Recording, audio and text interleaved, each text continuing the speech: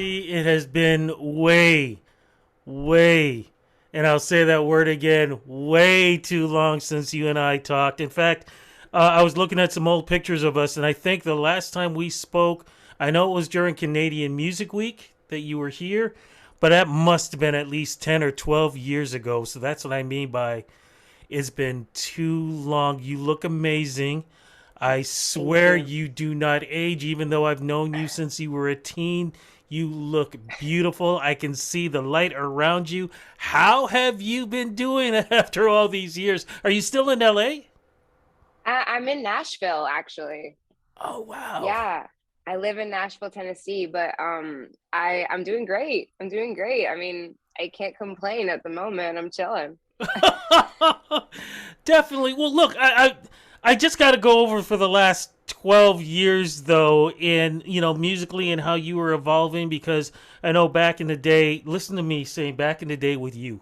You know, I mean, you were and still are a very prominent artist, Canadian artist, and what you were doing back then was very much groundbreaking in the style of music that you were doing, how you represented yourself as a woman of that age and growing into music. What was that like for you back then?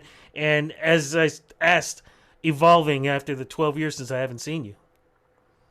Well, I was 18 when I started and uh writing about my home life and um my growing pains and my in and out of love and just trying to figure things out as you do when you're a teen. And I mean, you still kind of try to figure things out when you're an adult too, but especially when you're a teenager.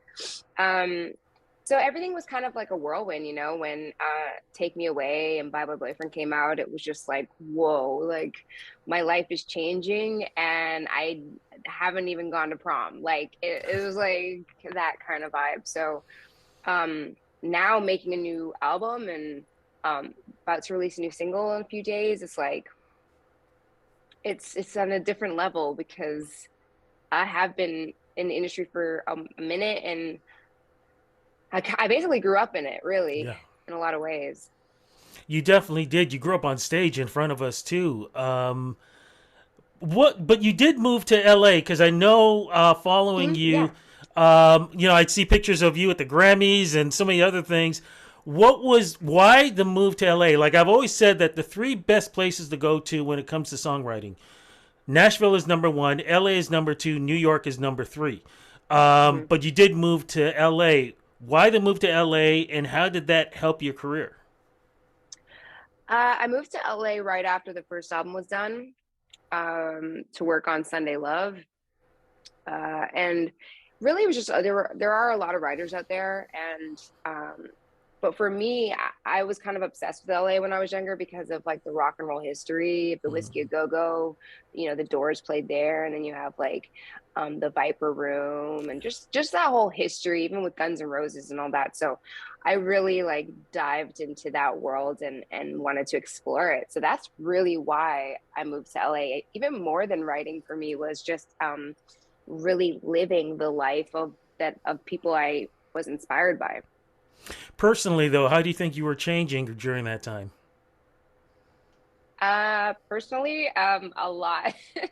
I was changing a whole lot, There was the pressures of the second album, so that's always pushing you to change. And, I was in my early 20s at that point. Like, I could drink in the US legally. I could do a lot of things. So, I was uh I was constantly changing. One of the things I've always wanted to ask about, because I remember one of the conversations that you and I had, one of the first conversations, and you talked Mhm, about growing up and being bullied. And mhm. I remember when we turned off the mic, I said, I swear, if you could take me to whoever was bullying you, I will go and thump their you know what. I was so angry about it because you're such a beautiful person. I'm just curious, Thank you. have those people ever tried to contact you? Of course, being well known, and either try to play like the buddy buddy, or at least even come out and apologize, because you have told your story. Yeah, I mean, I had this girl in elementary school who I bumped into at the airport one time, and she was like she was on me as a kid for sure. And because I was like maybe 12 or whatnot around that age. And I asked her, because like now we're adults, and I went up to her and I was just like, hey, like, can I just ask you a question? Like, why did you come at me? Like, why? And she kind of giggled and was just like, just because you're so easy, like you're so emotional. And I was like, damn, like, oh, at least thank you for being honest. So there was that. Yeah, well, those emotions were what helped you become such a great songwriter and performer. So you take that as a blessing. Now here we Yeah. are. We're in Nashville. Why the move to Uh-huh. Nashville? Nashville. I moved from LA to Nashville and still had my place in Toronto, but I met my now husband in LA, and he's from the South. So we were just kind of like, Nashville felt like a good balance for both of us to kind of work on our music and also just be in somewhere new and culturally just uh LA is culturally better for us. Yeah. LA can get a little overwhelming, and yeah. Yeah, I've been to LA several times, so I know exactly what you're talking about. Mind you, they have the best tacos. Love the tacos there, though. It's true, it's true. Um, uh, Now it's funny because I wasn't, I knew about the husband, and Mm. congratulations on that, but I wasn't sure if I should have asked about it. So I do, since you did bring him up, I want to ask, Uh-huh. how did you two meet? We met at Rob Dyrdek's Fantasy Factory skate park. Um, yeah, so that's how we met in 2010. Wow. Long time ago. Long You time have ago. you have definitely been growing up in front of us. So congratulations on that. And Thank you. has Nashville helped make the changes in your life, not just personally, but musically now? How has that helped? Well, I've met some of my closest friends in Nashville. I have one dear friend actually that introduced me and will that is in LA, Big Billy Clark. But yeah, but in Nashville, I have met a lot of really great friends and women, supportive women, as well as just like the writers out here. I've just, you get close with them too, like Jim Johnson, and who's an amazing producer and legend. And so, he's out here, and it's just been a good community and family. Well, I'm so happy for you on that one. I'm just curious though, when you moved to Nashville, did you have to deal with the tornadoes and all the crazy things that were going on there? Yeah, it's scary. Tornadoes suck. They're the scariest. Like Canada has like winter storms and stuff, but I guess they got a tornado last year, right? Yeah, we did. It's just yeah, Mother Nature ain't playing. No, she's definitely not. So, with all of this that's going on, how did writing music and just trying to get your career going, did it stall during COVID? Because we've been dealing with this for the last 2.5 years. Did it change your writing? Meaning, of course, stories that maybe that you wanted to write beforehand changed because we all had a different feeling and perspective on life during COVID. And also, when it came to recording, how difficult was it? Because at one point we can open up, next minute we couldn't. We can have people in the studio. We can't have people in the studio. We had to do it at home. People are turning their closets into sound booths. What was it like for you? Mhm. Well, during that time, I actually learned how to record myself and use Ableton Live, which was a big deal for me.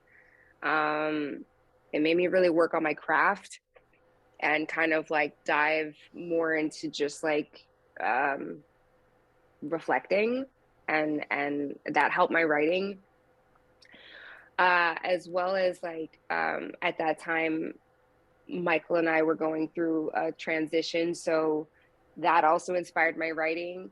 And um and then after that, we worked on I worked on Lean on Me with Tyler Shaw and Yeah. Danny Reiner, um and Dan Cantor and John Levine. We put this thing together, um and Lean on Me really helped get through some of that time to kind of just, help the country and help Canada and bring artists together. So that definitely really gave me some light and it was a silver lining. Like it was just like, of all the drama and pain and suffering and everything that was going on, it was a lot, so I try to make the best of that time. During that time too, weren't you a judge for a contest or a And what a was Drag it? Race. Yeah. Mm-hmm. What And a was Drag that? Race. Yeah, what was that like? It was amazing. I mean, if you see the episode, you can see I was wow, it was a beautiful blessing for me, and I had a great time. Everyone was so awesome. When you were approached with this, were you surprised? Like how? Like when did you get the call? And what was the feeling like for you on this? Oh, I danced. I jumped around. I was stoked. The only thing that was kind of a bummer is I had to quarantine for 14 days in Toronto before I could go on set, and that was a hard one. But I had my dog Trailer Party with me, so she kept me company. I love it. Well, look, what I also love is your music, and that's what we're talking about. As you said, as we speak, new single coming out in the next few days. What is the new single called? What is it about, and how does it represent you in your career today? Well, first, am I allowed to swear on your podcast? Absolutely. Okay, well, the song's called "Fucking in Love." And it's about being so in love with someone you just want to scream it on top of top of a building. Just just you're so proud of it, and it's truly, we had a great. Um, I had great sex, and so I had to write about it. That's basically what it's really Oh about. my goodness, I love that. Yeah, so yeah, I'm excited. Do you? I don't know if you know the story, but Barry White's "Can't Get Enough of Your Love, Babe."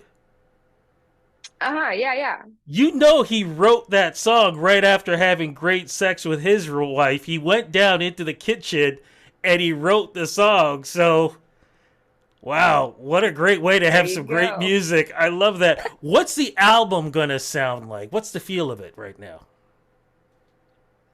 Uh, it's my roots, rock pop, and I try to incorporate kind of like all my albums in one, sonically.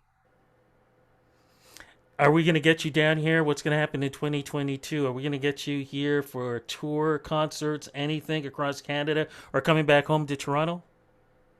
Hell yeah. We're working on doing some shows. We're talking about it. Once the single drops, things are going to move a lot quicker. So we're definitely going to be doing some shows, and maybe, I mean, my hope is that Drag Race will have me back and I can be an actual like judge on the show. That's like my dream. I keep bothering about it. I'm like, please. So yeah. And any thoughts about maybe even making sure you're here for the 51st Juno Awards? It's going to be in your hometown, Toronto. And, of Yeah. course, it's going to be more of a celebration of what we missed out last year on the 50th. Yeah, I'm definitely going to be there to celebrate and support. I love the Junos. That mean we can run into each other then? Because I'm going to be there. Yes, I, yes, heck yeah. I love this. Look, I am so proud of you. So happy for you. Congratulations on the Thank new you. music. Congratulations on the stellar career. Congratulations on representing and being what a strong woman is all about. And just Thank you. congratulations that no matter what has happened in this world and your world, you have always stayed true to you. And that's one of the biggest reasons why I've been proud of you after all these years. Congratulations. Thank you so much. Thank you.